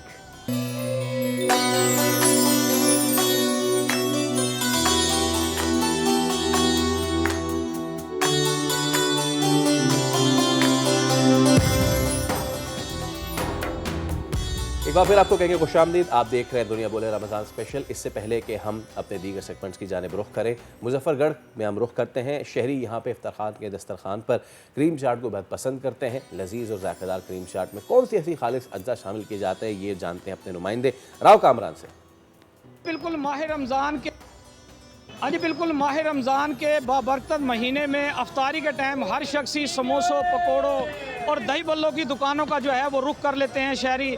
इस वक्त हम एक नई चीज़ आपको मुतारिफ़ करवाने जा रहे हैं, मुजफ्फरगढ़ के शहरी जिसे बेहद पसंद करते हैं। इसका नाम है करीम चाट, जिसे फ्रूट और ड्राई फ्रूट डालकर बहुत ही जो है अच्छे तरीके से जो है इसे तैयार किया जाता है। मेरे साथ इसके ऑनर मौजूद हैं, ऑनर से जानेंगे इनमें क्या क्या चीज़ें जो है ख़ास ये डालते हैं जिसे शहरी बहुत पसंद करते हैं। जी क्या डालते हैं इसमें? सर सबसे पहले तो इसमें करीम, कस्टर्ड और तमाम फ्रूट डाले जाते हैं। ड्राई फ्रूट के हवाले से अगर बताया जाए तो इसमें अखरोट है, बादाम है, पिस्ता है और सारे ड्राई फ्रूट डाले जाते हैं।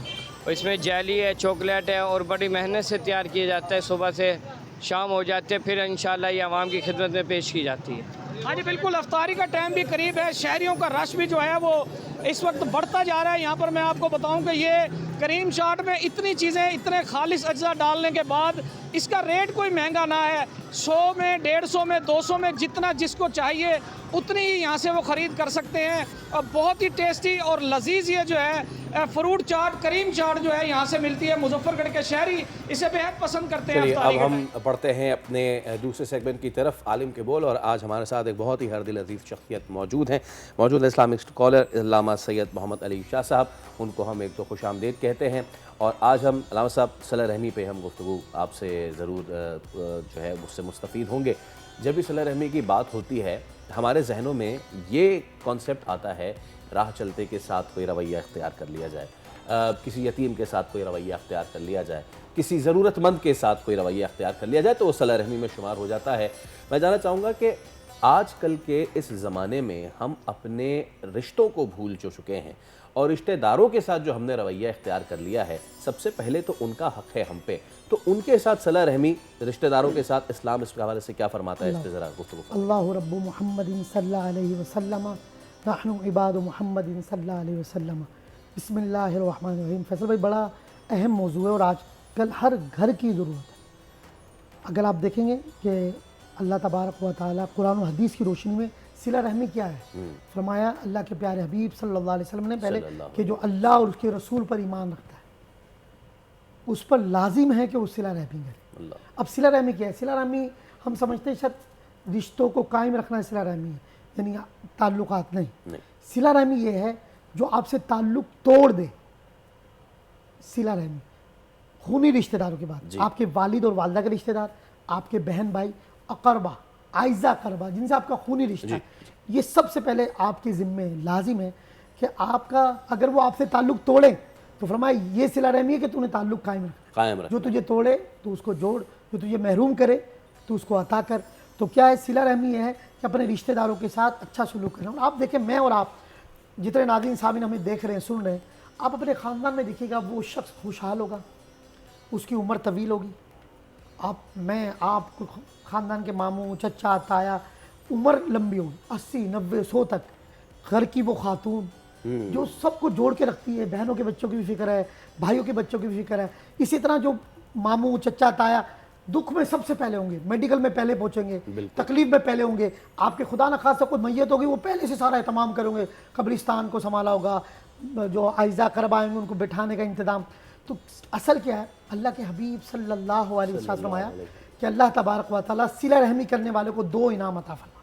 नंबर 1 फरमाया उसकी उम्र बढ़ा दी जाती है, सुभान अल्लाह, और दूसरा उसका रिस्क वसी कर दिया जाता है। तो उसके बच्चे भी खुशहाल होते हैं, कारोबारी तौर पे भी मजबूत होगा, जो सिला रहमी, दस्तरखान वसी होगा, रिश्तेदार आ रहे हैं, खाने की दावतें होती हैं, खाना बना बना के रिश्तेदारों में भेजा जा रहा है, कोई बच्ची की शादी आ जाती है वो सबसे पहले। तो असल दीन क्या है? अपने रिश्तेदारों के साथ सिला रहमी, अच्छा सलूक करना, ये है। तो मैं कहता हूँ कि इसमें आजकल हम वाकई हमने से पर्दा डाल दिया। हम बाहर मौजूद बनने के लिए बाहर हम चैंपियन हैं, हमारा नाम है जी चौधरी साहब जी, मुख्तलिफ 50 लोगों को इफ्तार करवाया 100 लोगों को करवा। अच्छा जी, राशन पे मौजूद है, पूरे साल वो बेचारे राब्ता करें राशन। भाई अगर आपकी बहन घर में भूखी है, आपकी भतीजी भांजी रिश्तों पे बैठी है, उनके पास नहीं है, तो सबसे पहले तो लाजिम है, हक है कि आपने उनके साथ सलूक करना है। तो ये आप उनका हक तलब कर रहे हैं। और बड़ी प्यारी हदीस है, अल्लाह के प्यारे हबीब सल्लल्लाहु अलैहि वसल्लम फरमाया, सबसे बेहतरीन सदका क्या है? सदका भलाई को कहते हैं, नेकियों को कहते हैं।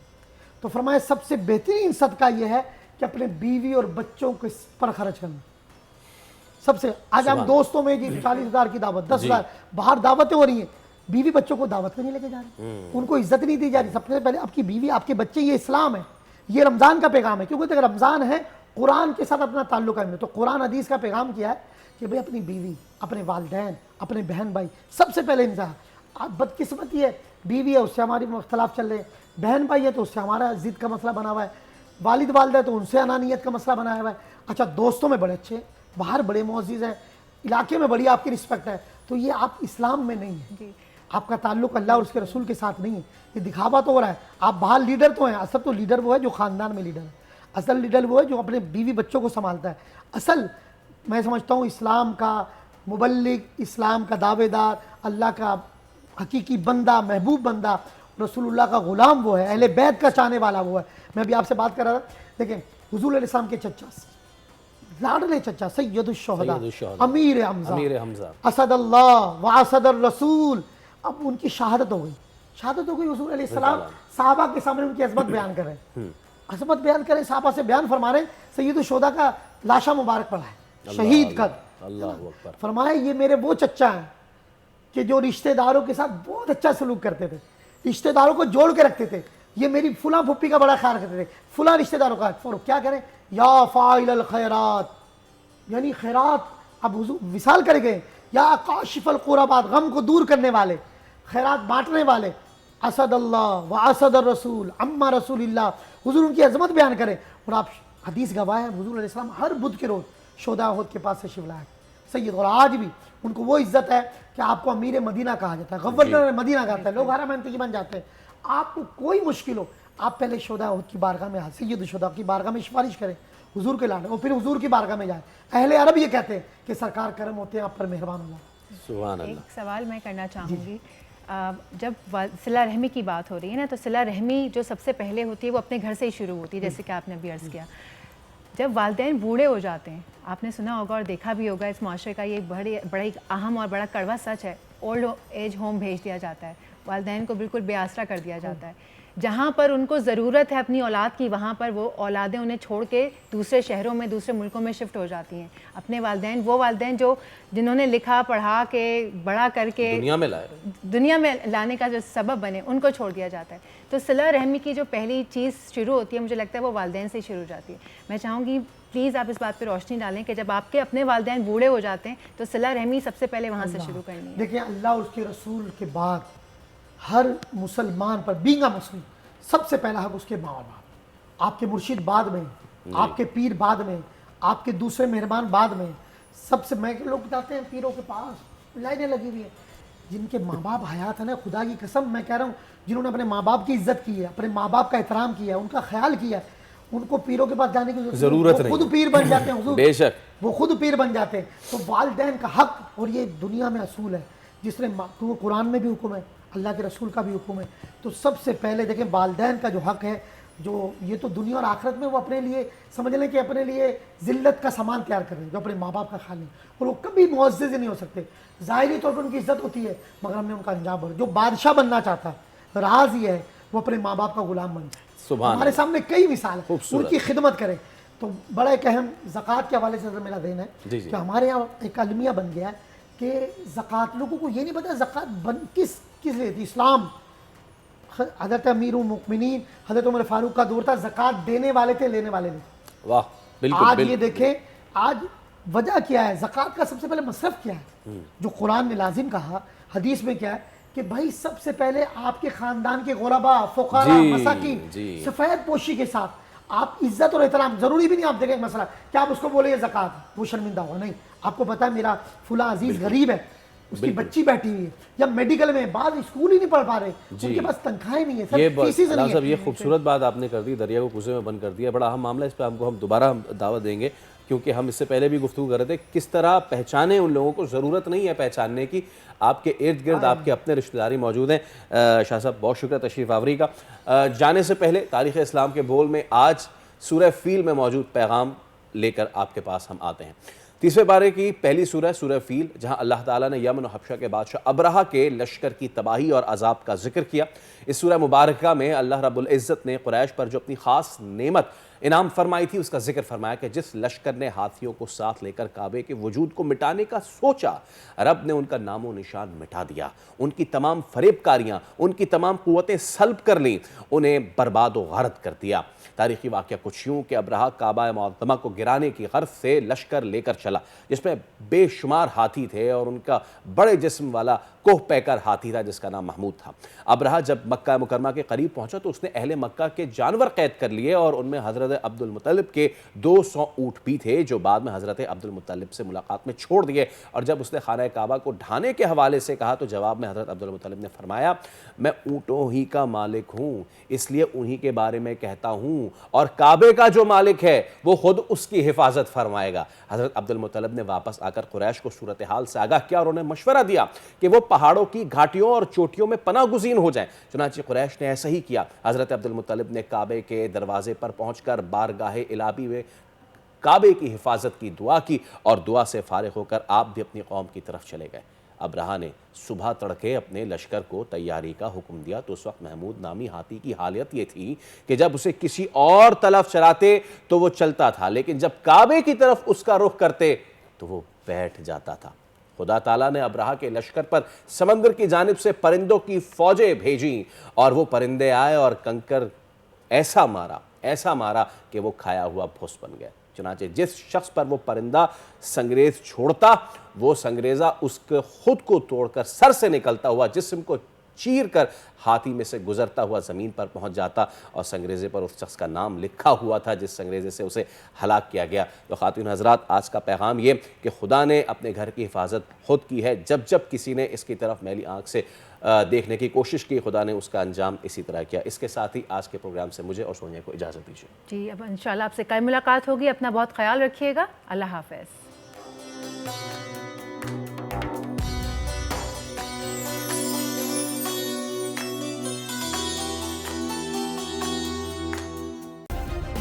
सब्सक्राइब करें और बेल दबाएं ताकि कोई खबर रह न जाए।